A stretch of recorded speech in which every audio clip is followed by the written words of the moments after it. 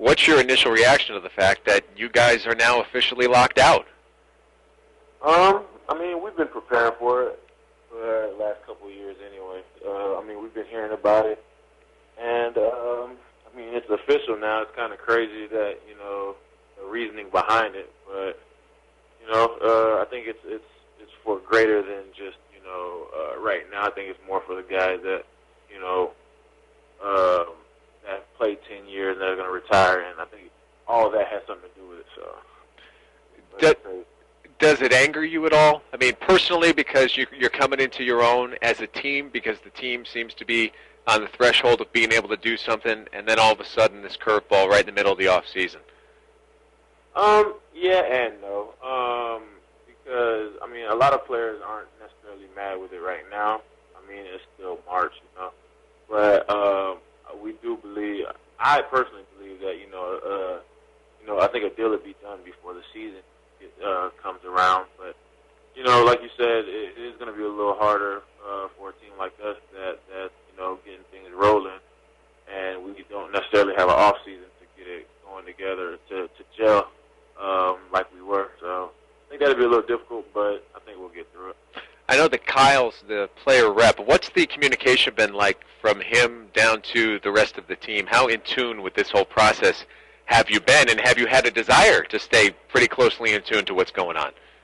Honestly, I don't pay attention to what's going on right now. I'm treating it like, you know, we're gonna have a season next year. I'm treating it like, you know, I'm flying back to Detroit today.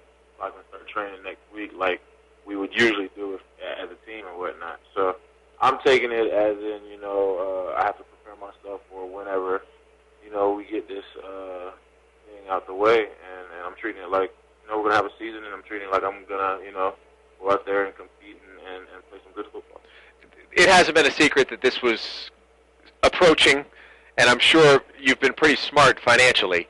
What have you done to kind of prepare yourself for this? Because now, you know, I know you guys get paid during the season, but, you know, if it goes into the season, no paychecks. What are you doing financially to prepare yourself for that over the last couple of years? I mean, I've been putting money away. The league and FLPA actually has, they put a couple plans for us as the younger guys, you know, to put a certain amount of money away. They put a certain amount of money, took a certain amount of money out of our checks every month or every game check or whatever, so we can receive it throughout the season just in case, you know, there isn't a season or whatnot. So, I mean, there's different little things that we've been doing to keep us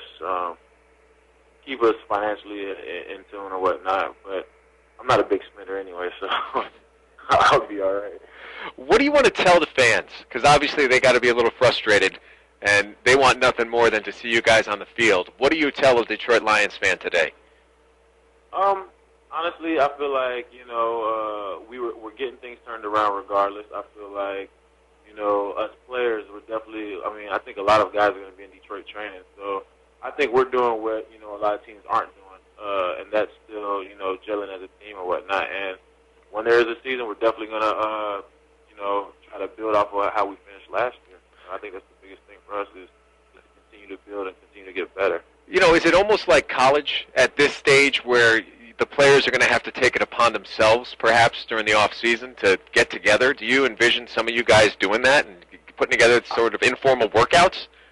Definitely. I'm getting with Kyle. I mean, I think he's the best person, me personally, to train with. So, yeah, I think that's definitely what the case is going to be. I mean, we can't talk to coaches or anything like that, but we have a lot of good vets that's been doing it for a while. So, I mean, they know what we need to do. They know what kind of training, what kind of drills or whatnot, you know, we need to do to keep us in shape.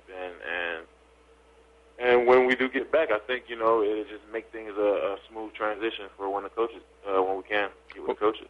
Well, I'm not alone in saying that we hope this does not last long, and we get you guys back out on the field. Thanks so much for taking a few minutes to talk with us, and hopefully we'll be seeing you guys on the field officially soon. I'm with you, hopefully.